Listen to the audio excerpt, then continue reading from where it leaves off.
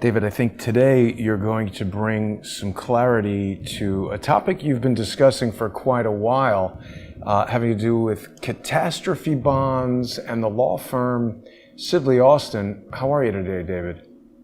I'm very well, Jason. It's great to be with you, and I think this is a kind of exciting journey, and I'd like to congratulate you on your amazing collage that encapsulates what I try to say as a thesis in one image. It's just brilliant. Overdue.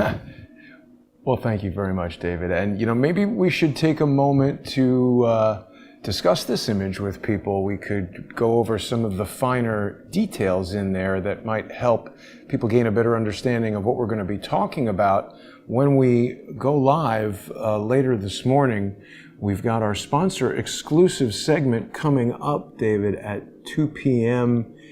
Eastern, which is, of course, 11 a.m. on the West Coast, where you are. People can join us on patreon.com/reverse-CSI storyboards, patreon.com/crowdsourcethetruth, and subscribestar.com/crowdsourcethetruth. You want to take us through this image, David? Yes, and just a little bit of background. I've always been challenged by whether the right term is enemy, what resources they have to bring to bear to flood the collective understanding of what's going on in the outside world, and I'm thinking specifically of the BBC. And before just describing, that background, the BBC, many people perhaps don't recognize it, is the world's most powerful broadcaster that broadcasts in 50 languages with a weekly audience of 500 million people. And it's leading in the three areas, in my opinion, of entertainment, news, and propaganda. So back in 1910, when an Elmer Davis was a Rhodes Scholar, he became the director of the US Office of War Information during World War II. And this is what he says about propaganda. The easiest way to inject a propaganda idea into most people's minds is to let it go through the medium of an entertainment picture, when they do not realize that they are being propagandized. Well, I think this is what you and I face, Jason, and people like-minded who want to bring the truth and something novel to people understanding. They control the media. Yeah. So when they want to blanket out the truth, as I believe it comes through you and your fellow guests and myself, is they can, in any one's day, and I believe there's riots in various parts of the United States associated with this man being knelt upon by a large policeman, and he basically suffocated, if I understand correctly. That is flooding the media right now. And of course, it requires a very careful explanation. But the first people who come in with an explanation, which is the media, they carry basically the momentum of what people pick up in the media. So if you just go back to the collage, let me just in the context of how to inject a story into the media and what we're trying to do, there's a few terms that just need to be explained. This sidecar, which you found, I don't know what era that sidecar is. Did you say it was the 1950s? Maybe even the 40s, to tell you the truth.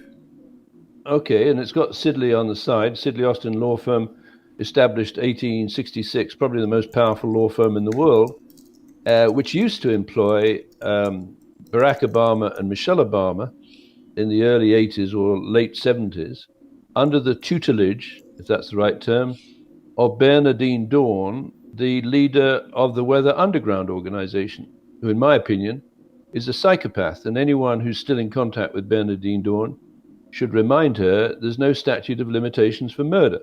But I digress. So obviously we all know Barack Obama and his lovely wife, Michelle Obama. The guy in the back of the sidecar is interesting. His name is Joseph Gottlieb, Gottlieb.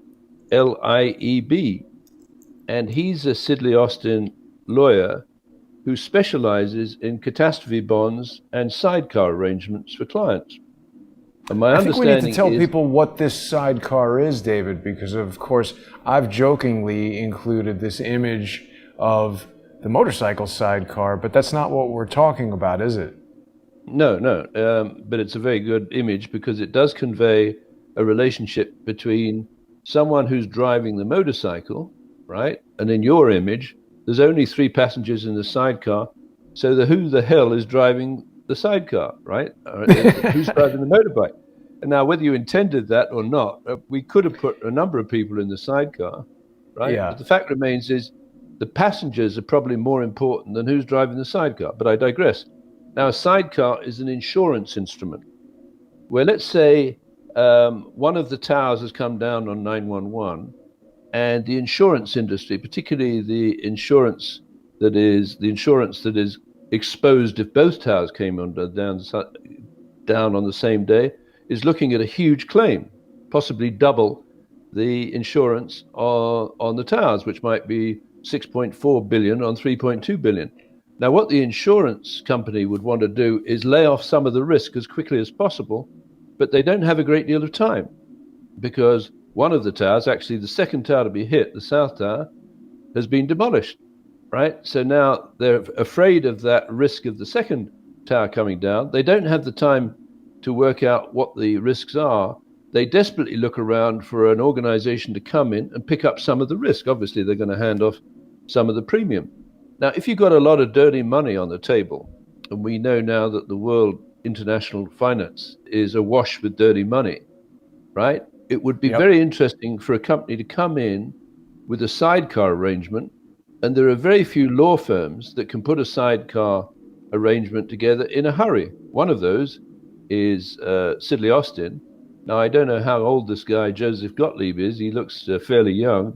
Would he be about your age? I don't know. But I don't know younger than me. Yeah, what he was doing on 911. But his predecessors would have been able to say, hey, no problems at all. And incidentally, just as a reminder, Sidley Austin is on the 57th floor of the North Tower on the morning of 911. We'll fix you up with a sidecar arrangement for your catastrophe bond, so you're not exposed to too much risk if the next tower comes down, right? So Sidley Austin moves in, attaches a sidecar to the catastrophe bond, and lays off the risk if the second tower should come down.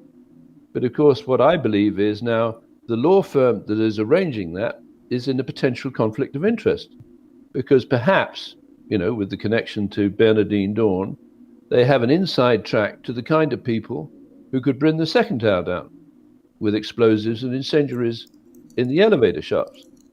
So I believe the potential for fraud with a cap-on sidecar is enormous.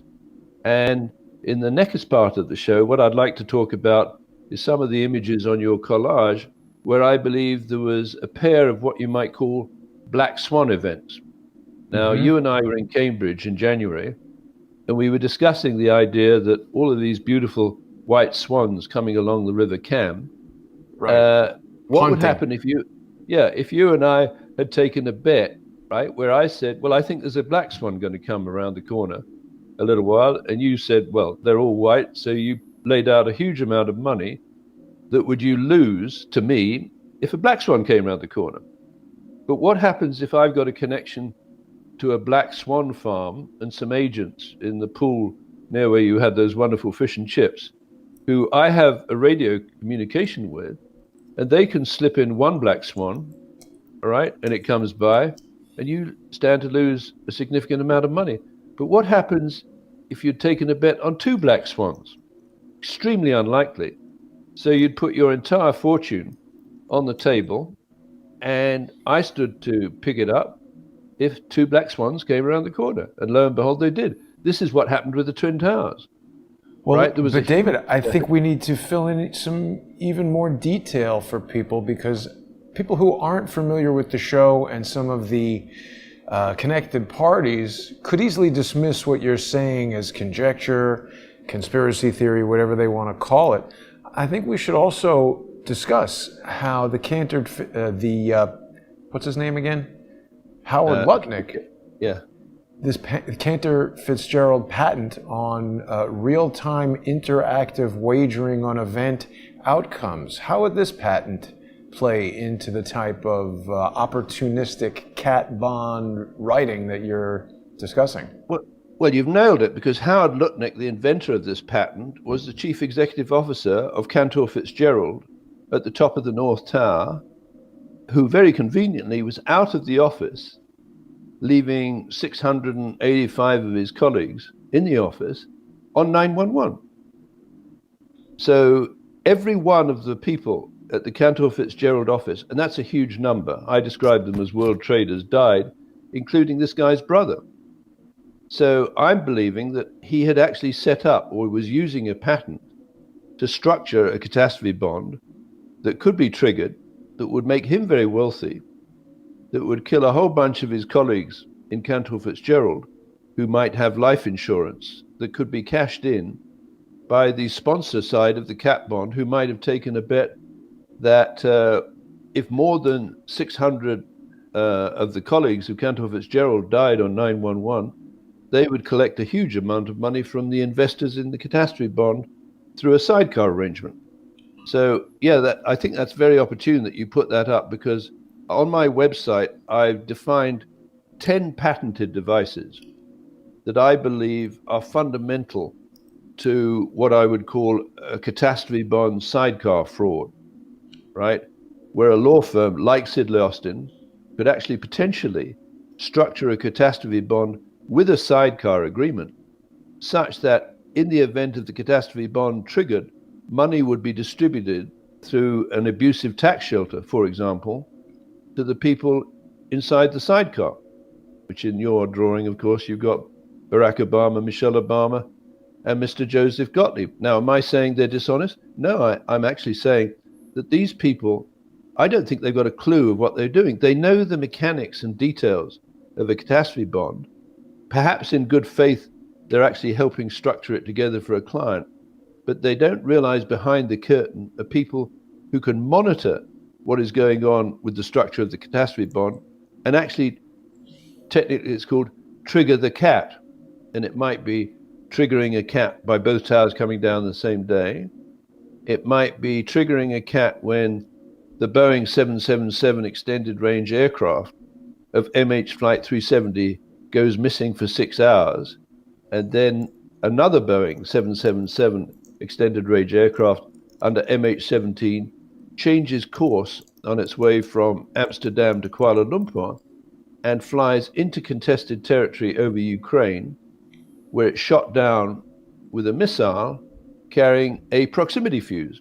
And I'd just like to remind the audience, well, perhaps many of them don't know, the proximity fuse was invented by the British in World War II, and it allowed you, instead of having to hit an aircraft that's dive bombing an aircraft carrier exactly to get it to bring it down, you get within 7 or 8 feet, depending on the setting of the proximity fuse.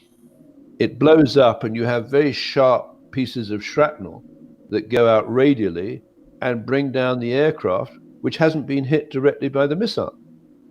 And of course, there's so many side angles, but I think it's vitally important, since we were talking about patents, to understand that the British patented the proximity fuse, took a prototype over to the United States in what's known as the Tizard mission, and sold or transferred the right to produce the proximity fuse to a company in the United States by the name of RCA, Radio Corporation of America, that made thousands of these proximity fuses.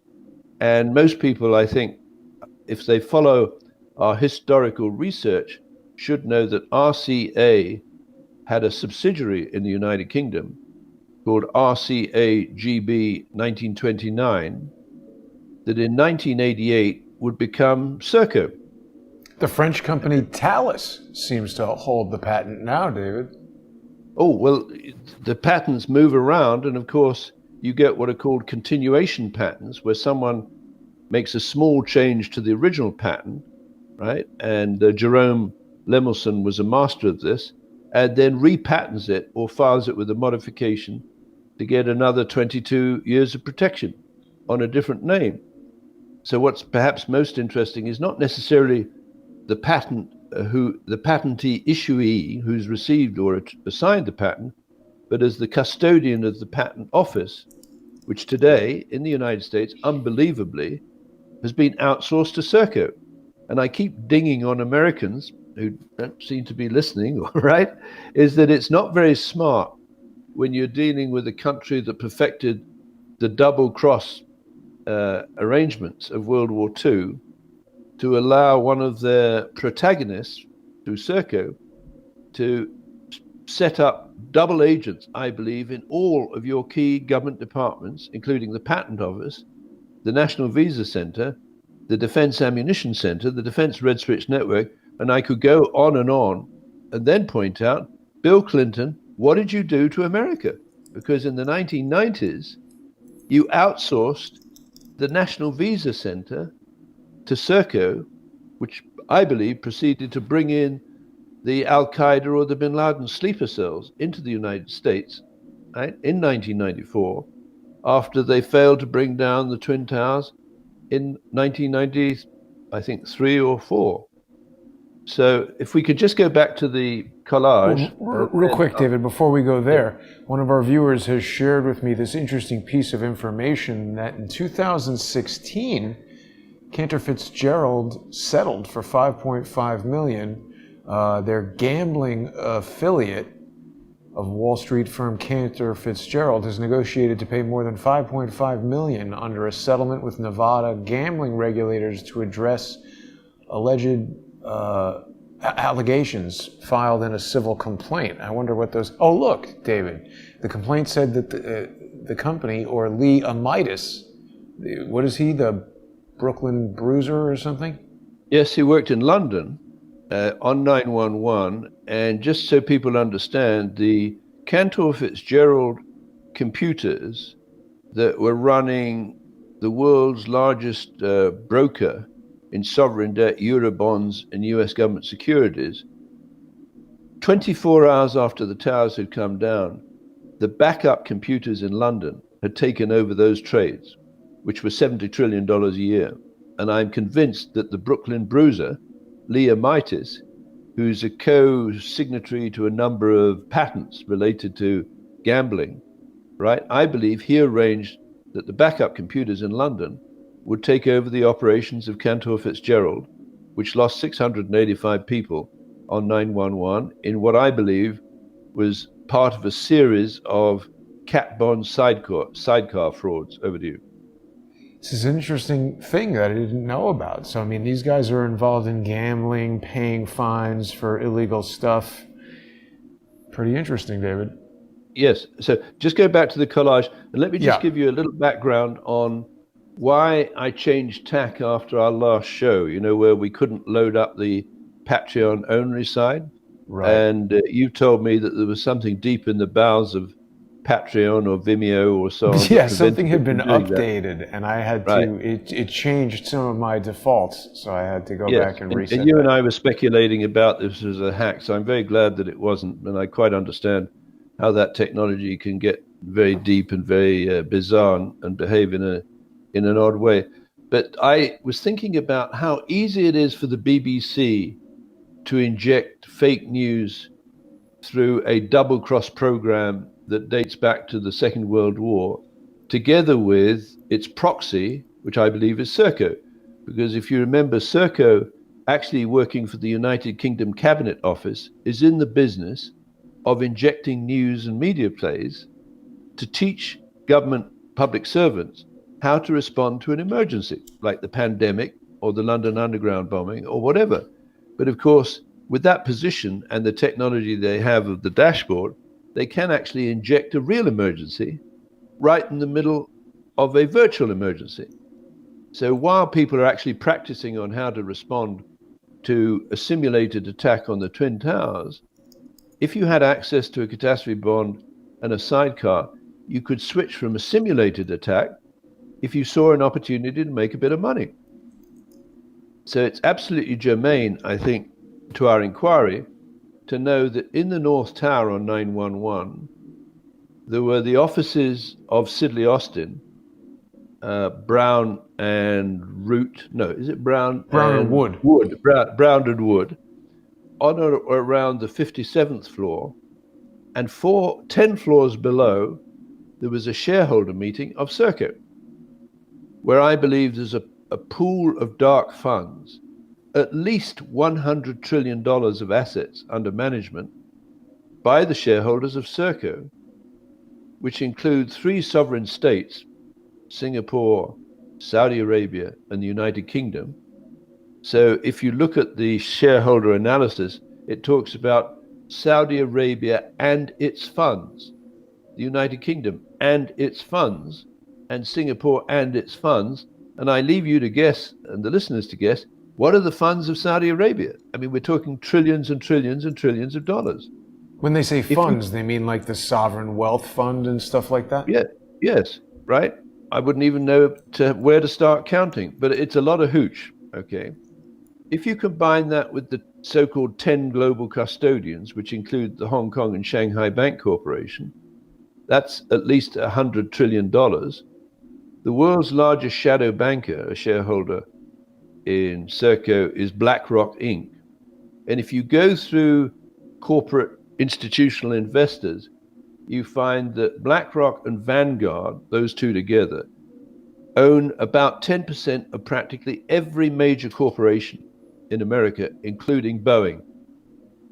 That is to say, if those people are acting as a collective, I'm not saying a criminal organization, it's quite possible the people who showed up at that meeting were unwitting dupes or unwilling dupes. But I believe what happened is that they were given or shown a sidecar arrangement with a dashboard where they could see the elements of all the resources that were being assembled to bring down the Twin Towers and kill nearly 3,000 Americans in real time. David, now just think, think what? Well, just think, you are sitting in that shareholders meeting on the 47th floor, let's say as a representative from the Teachers Pension Fund.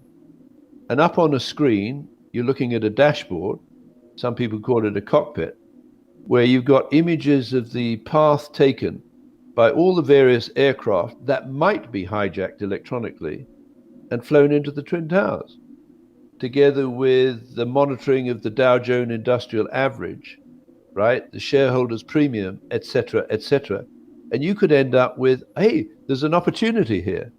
Let's take that plane and fly it into the north face of the North Tower, and let's start a sidecar arrangement for a catastrophe bond that would pay off millions, possibly billions, to the sidecar and the sponsor of the cat bond if the second tower could be brought down. So just so we understand, it's September 11th, 2001, 8:04 a.m., boom, plane hits. Oh my God. 8:46. Sorry, 8:46, plane hits. So everywhere, insurance agencies are on the phone going crazy. No one even anticipates the subsequent events yet. The thing is on fire, huge insurance claim. The airline has an airplane that's been destroyed. That's a multi-million-dollar claim. All the passengers' families are likely to bring lawsuits. So insurance agencies are erupting at 8:47 a.m. over that. And what you're suggesting, if I understand correctly, is that somebody like Cantor Fitzgerald, who's involved in all this real-time interactive wagering of event outcomes, could well use this patent not only for its currency trading of its Wall Street business, not only for the calculations of wagering in its Las Vegas gambling business, but perhaps they might offer this type of interactive wagering, artificial intelligence or whatever algorithms are involved in this, could offer it to actuaries and other professionals in the insurance industry at 8:47 a.m. Perhaps market data source starts coming into this house wagering processor, and this thing starts calculating who can buy or sell various positions in insurance policies, and it might generate this sidecar thing to an insurance policy to distribute the risk. Is this what you're describing? Yes, and literally, you suddenly realize, hey, we got to attach a sidecar to this catastrophe to be able bond, to pay. to be able to put some extra resources to cover the possibility that the second tower is going to come down, right? So where do you go for that? Well, you go to the 57th floor, to Sidley Austin, right? Because on Sidley Austin, you've got one of the world's leading law firms that specializes in structuring catastrophe bonds and sidecar arrangements. And Sidley Austin, of course, on 9/11, has inherited the skill set, if you will, of a former alumna by the name of Bernardine Dawn, the leader of the Weather Underground terrorist organization, who worked in Chicago for Sidley Austin and would appear to have groomed Barack and Michelle Obama for their career to the White House. And just to remind the audience, because I think it's very important, there's a phrase, if you forget your history, you're condemned to relive it, right? Bernardine Dawn wanted to destroy America.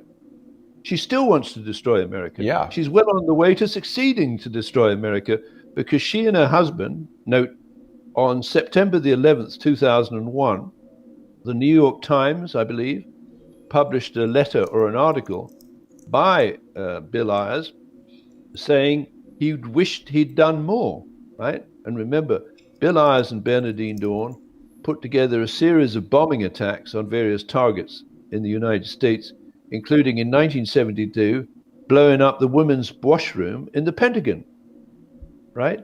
So I believe on 9/11, well, they blew up the Pentagon's U.S. Navy Command Center. And now, is that the New York? Yes, New York Times. Very important, because as you know, with my research, I've gone back to World War II and discovered that the keys to the double cross program that I believe was sponsored by the BBC and RCA was the Rhodes Scholars and the investment banker that administers the Rhodes Scholarship Scheme since 1921, which is N.M. Rothschild and Sons. And N.M. Rothschild and Sons is the investment banker for Queen Elizabeth II, Donald Trump, and Serco. Right? So what you've got actually is, and am I saying that the people at N.M. Rothschild and Sons Limited are corrupt? No, I'm saying that with the double cross program, you infiltrate agents into the opponent's decision-making cycle such that they don't realize that you have a double agent in their camp, and they think the double agent is working for them. So I think that program that took off in World War II, finished, but the double cross program lingered on, right, was actually accelerated by British intelligence or people with inside British intelligence and N.M. Rothschild specifically. And come the 1990s, they'd infiltrated double agents into the United States government, including Bill Clinton, right? And a former Rhodes Scholar who was kicked out of Oxford for rape and drug dealing. And he goes to Moscow and presumably gets groomed for his future career, right? And then basically he eases into the Arkansas elite, if you will, sets up as a faculty professor. I don't think he was a full professor, but he lectured on constitutional law, I think, at the University of Arkansas, while his wife, Hillary Clinton, lectured on criminal law. Yeah, now they're both criminals, so that's perfect, and they're violating the Constitution. Right, well, we're heading that way. So let me just go back.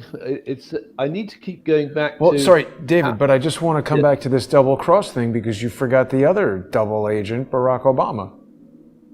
Yes, but I'm saying the elite handlers of the double cross network are the Rhodes Scholars. So that would include, for example, Susan Rice, who I believe was absolutely fundamental to the stand down of US or United Nations forces in Rwanda, such that they were able to secure 1 million body count with either 200,000 Tutsis killed or 800,000 Tutsis killed or 200,000 Hutus killed or 800. It depends on your point of view.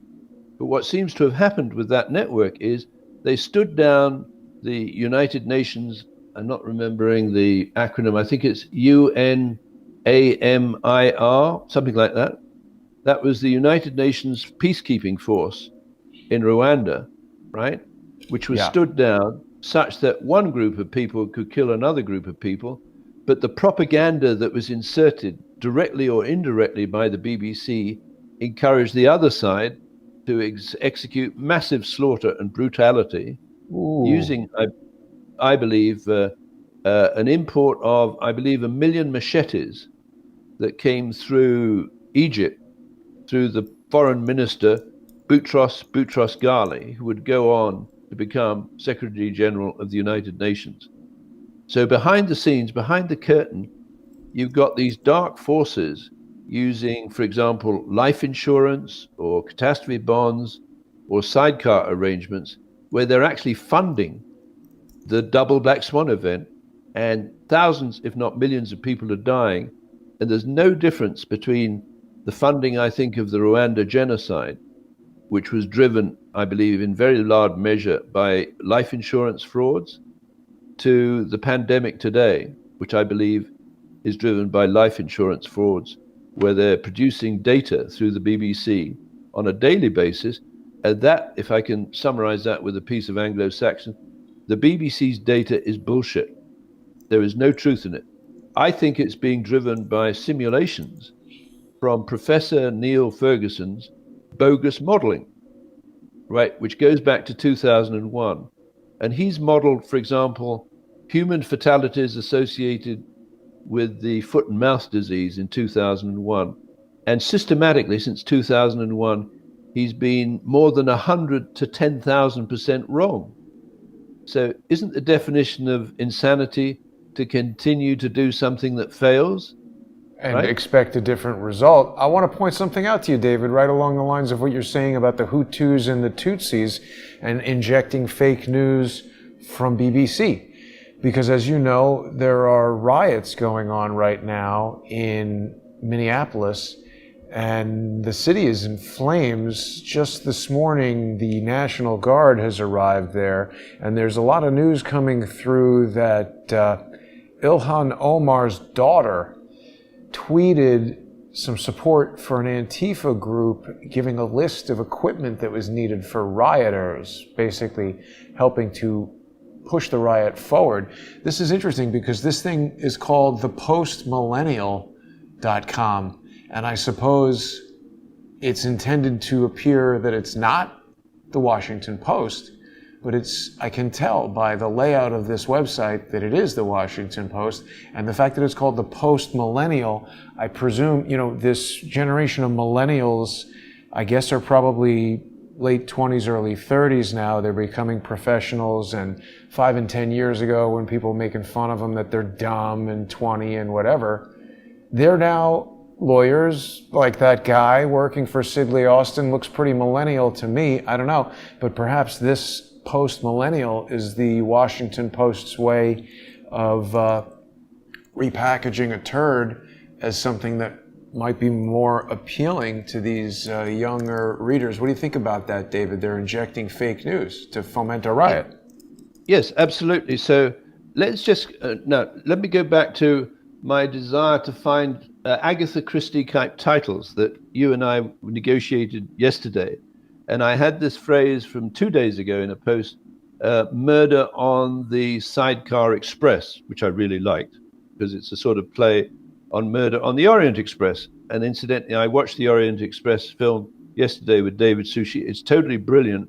And there's a number of important analogies between the fiction of the Murder on the Orient Express, written by Agatha Christie in 1934, which is an interesting date, the Lindbergh kidnapping and murder of the child, right?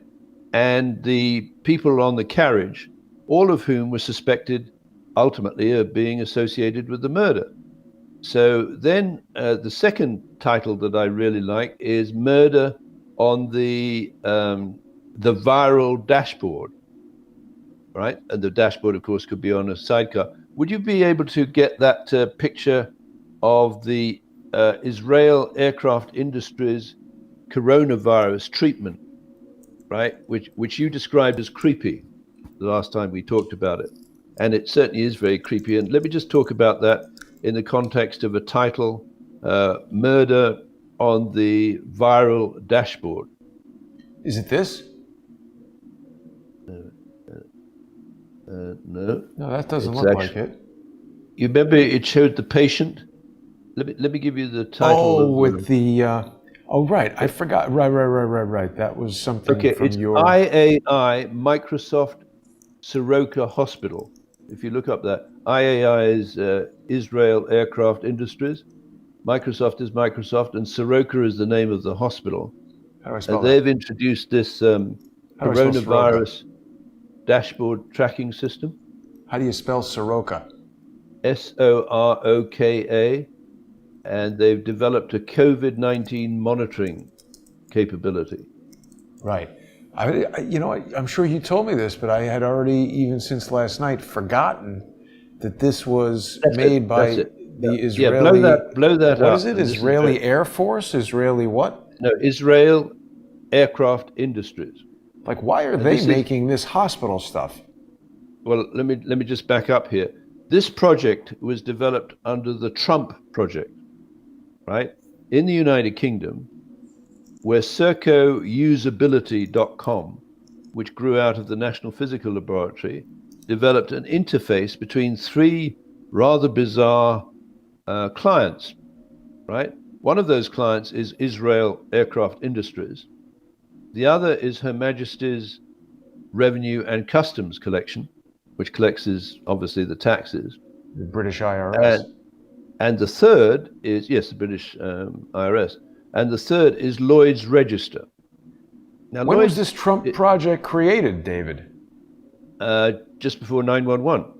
Oh, and wait a minute. I believe it was designed to build the dashboard for the 9/11 attack, and that dashboard was installed on floor 47, possibly floor 57, such that the shareholders in Serco, which was the project coordinator for Trump project, would be able to see exactly what they were letting themselves in for, including an opportunity to take a sidecar position in a catastrophe bond that would pay off huge amounts of money if they could bring the second tower down in the same day.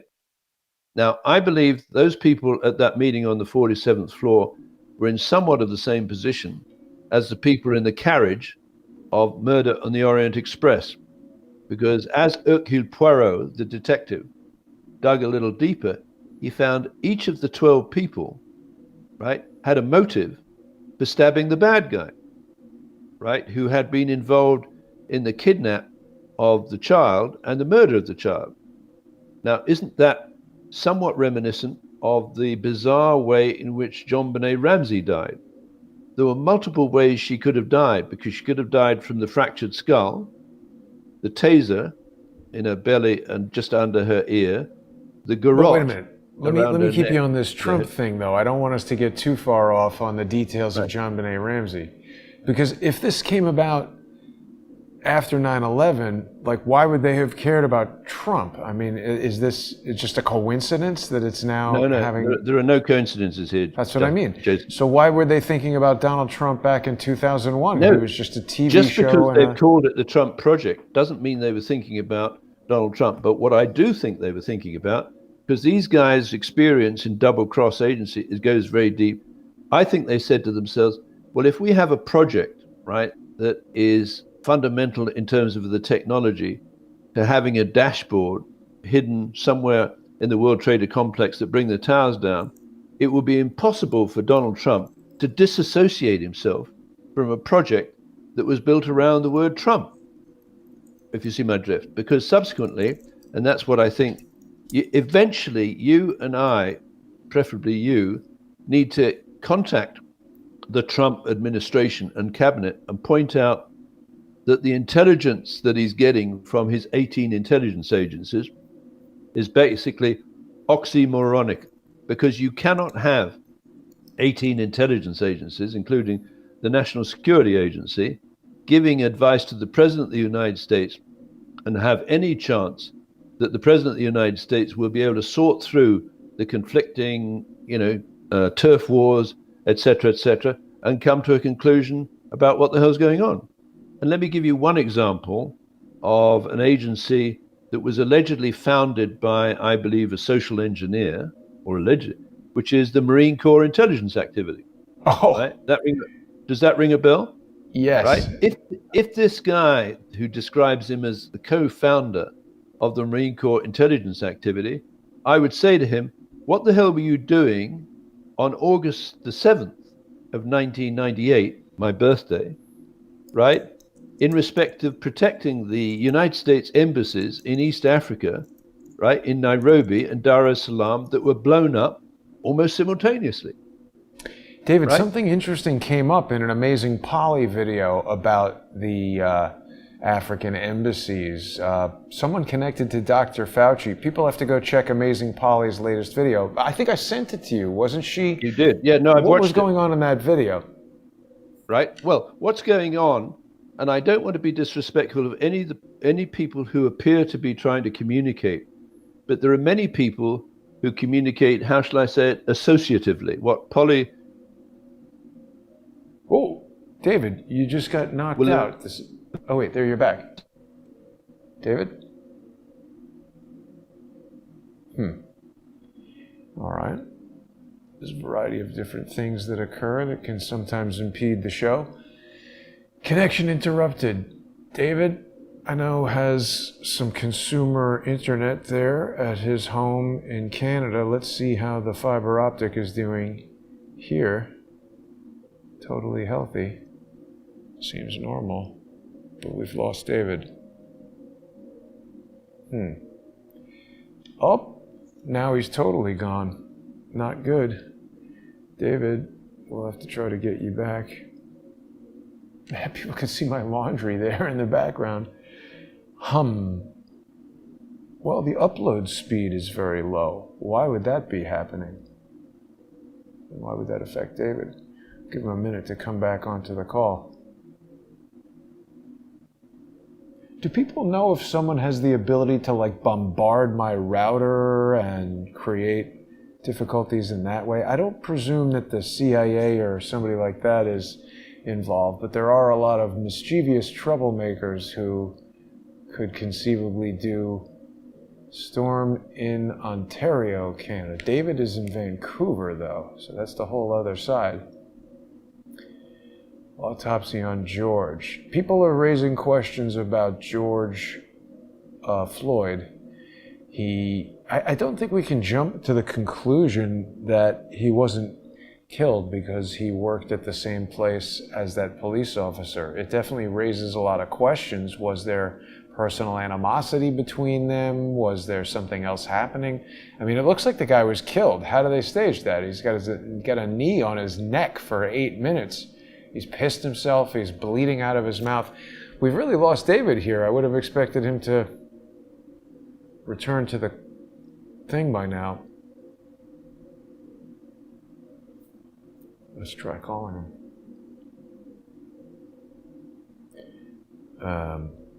This is okay. So I think what we might do, it's 1:45. Let me spend the next 15 minutes trying to restore the broadcast so that people will be able to join us at 2 p.m. on patreon.com/reverse-CSI storyboards, patreon.com/crowdsourcethetruth, and subscribestar.com.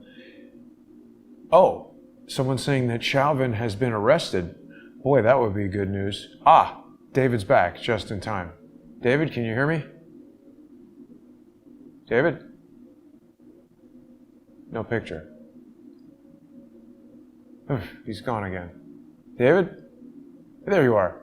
Okay, can you hear me? Yeah, what happened there? No idea. It just disconnected. Okay, so where was we? Well, I don't know. We were talking about cat bonds in Sidley Austin. Okay, yeah, we were talking. Oh, Amazing Polly. We were talking about yes. this thing in African embassies. Right. So they would be two black swan events because remember there were two embassies attacked. There was Nairobi and the Dar es Salaam, and it was practically simultaneous. And it was the 7th of August, 1988, which is my birthday, 4 days after the BBC had filed that application for a spoken text display apparatus for the generation of television signals, which I think was the basis for the dashboard. 4 days after. Sorry? Yes. You're saying 4 days. David, I have to say something else. It just, photographically, this destruction looks remarkably similar to the Oklahoma City bombing. Well, and that's because I think the people behind it are the same. So as far as the Murrah building bomb is concerned, I'm interested in James Woolsey, who was the CIA director from 1993 to 1995, and he was a Rhodes Scholar in 1963. And he And went I to believe, Oxford. Does I'm sorry? every Rhodes Scholar go to Oxford? Is that how that works? Yes, all of the Rhodes Okay. Scholars go to Oxford, and they are funded through the Rhodes Scholarship Scheme operated by N.M. Rothschild and Sons, Doesn't he just right? look like a mean guy? Well, that's, I mean, some people don't think I'm as good looking as I do, but that's, one has to make best with what you go. What is it? Rumsfeld said, you go to war with the weapons you've got. But the intriguing thing about this group of Rhodes Scholars, and I include Elmer Davis, right? Yves Fortier, the Canadian, who I believe helped to coordinate the assassination of Sorry, JFK. David. It does. I don't mean to distract, but this is very important. They are reporting that Derek Chauvin has been arrested 35 minutes ago. So this is the Good. officer at the center of this murder of George Floyd. So he's been taken into custody. Hopefully this will help quell the riots. Well, right, you see, but there are always patsies, and if the guy actually brutally murdered this guy, then he should pay the penalty, right? But what I'm always interested in, it's the sort of wave and particle theory. He's an individual, he's a human being, but what were the pressures that moved him into that situation where he committed what looks like a murder on the face of it? So just going through, then you have Stancil Turner, who was the CIA director of 1977 to 81 through Operation Eagle Claw. Here and he that is. was which was actually, I think, designed to fail. I think it was sabotage. And that was during the Carter administration, when they sent a whole bunch of assets in to try and recover those people who were being held hostage in the U.S. embassy in Tehran, right? David, let's stay on this for a second. This is from the Boston Globe from 1977, and I'm getting this from the CIA itself. It's talking about Stansfield Turner, how he's a Rhodes Scholar and a maverick, but yet you have provided on your Patreon site a link to the Cecil Rhodes Manifesto, which says that it's a 200-year manifesto where they're going to seek out Americans to turn into double agents. And here is a Rhodes Scholar taking over the CIA in the 70s. Correct. And then you have Bill Clinton, who took over the administration of the United States in the 1990s. And I'm saying that these are very sophisticated double-cross operations where the Americans have sent their youngest and finest, in the case of Clinton, I'm not sure that that's an appropriate description, to Oxford to get educated. Clinton does 1 year of philosophy, politics, and economics, and I don't mean to be a scientific snob, but when you get a degree in philosophy, politics, and economics from Oxford University, I would allege that you are scientifically illiterate. Yeah. Right? Yes. Right? Now, for what Perhaps it's worth, in the fermentation of beer. You might be educated in that. Well, at Cambridge, we can drink just as well as the Oxford people, and we beat them on a regular basis in the boat race, but that's by the by. Now, it so happens that I have a first-class honours degree in engineering, and I pursued a career with some very capable companies, including the Central Electricity Generating Board and Schlumberger. My last job with Schlumberger was coordinator of artificial intelligence. And the point is, with this murder on the viral dashboard, if we go back to that image of the Israel aircraft industries, I'd like to describe to you potentially the perfect crime where potentially they could have murdered Boris Johnson and stopped him any further discussion about cancelling the BBC's license fees, right? So you've got the picture that you had before of the people lying in bed, right? And their heart is being monitored and there are various other, that's it. Now let me just visualize, if that technology was available when Boris Johnson went into St. Thomas Hospital, you could monitor in real time his heart rate, if he'd been put on a ventilator, what he was responding to on the ventilator, but you could have injected a signal into the ventilator that killed him, right? Now, how many people would be able to detect that the ventilator into which he'd been plugged had been hijacked, right, and tampered with, and that he died as a result of the wrong pressure or whatever being applied through the ventilator. Now, that's the Prime Minister of the United Kingdom, who'd probably been infected by Professor Neil Ferguson, the guy behind the dodgy models that go back to 2001, where they killed 6 to 7 million cattle and sheep, who were absolutely terrified. So The cattle and sheep. let me go back to the era of the Starnet communications, which was responsible for building an international trade in hardcore adult and child pornography, I believe at studios at 425 Carroll Street, which could have been monitored by the kind of technology that we're looking at with the IAI, the Trump project technology, and people around the world could have been betting on the length of time it takes for a woman to die who had been shot by a biological bullet.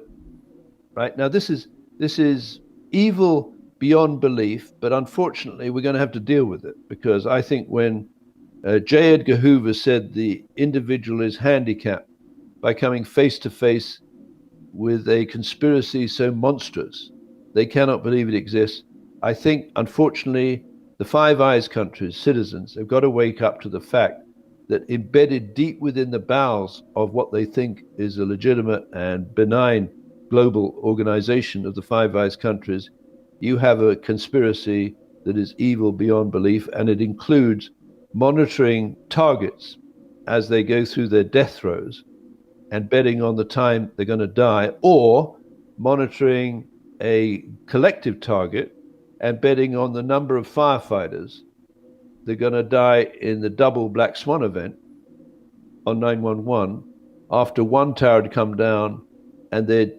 accumulated another group of firefighters in the other building and jammed their communication system so they couldn't get out. So I believe the Sidley Austin law firm, with its expertise in putting together cat bonds in sidecar arrangements, could have actually helped to bring down the second tower, kill 343 firefighters, and filed a claim through the sidecar attached to the cat bond, which would go back very much to Bernadine Dawn's desire to kill 25 million Americans to secure her revolution. Over to you. You know, David, while you're explaining this to us, it's causing me to think of something else. And this article came up earlier while you were talking about 9/11 and the double Black Swan event.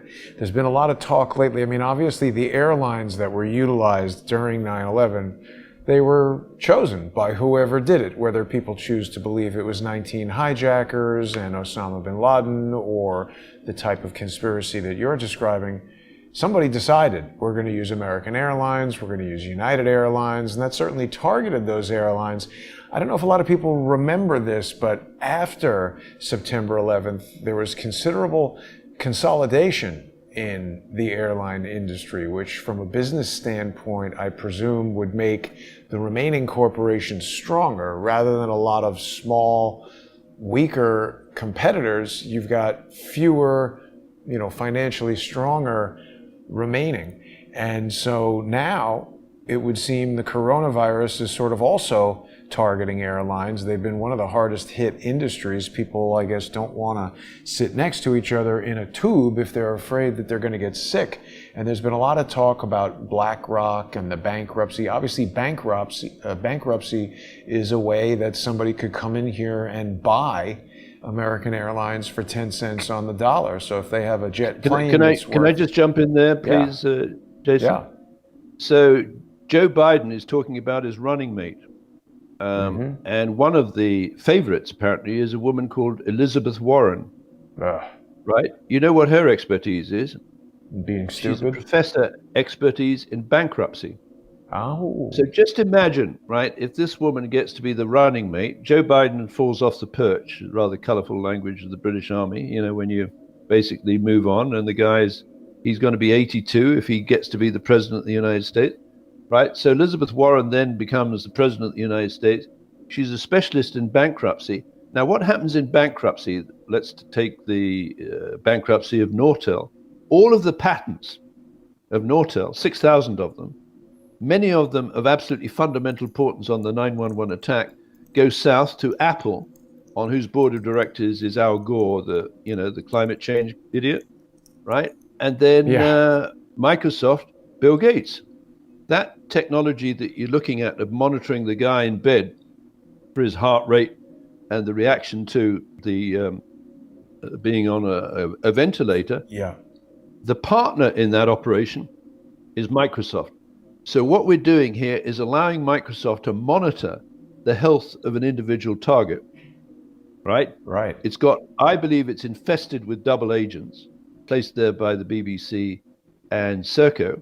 And David, I'm sorry to interrupt you, but we really are pressing the time schedule. Oh my gosh, we've got to stop because we have to transition over to our sponsor exclusive hour. And I didn't realize we have only 2 minutes to make that transition. So we'll carry on this conversation on patreon.com/reverse CSI storyboards, patreon.com/crowdsource the truth, and subscribestar.com/crowdsource the truth. In a minute, we'll see everybody there. Thanks for watching.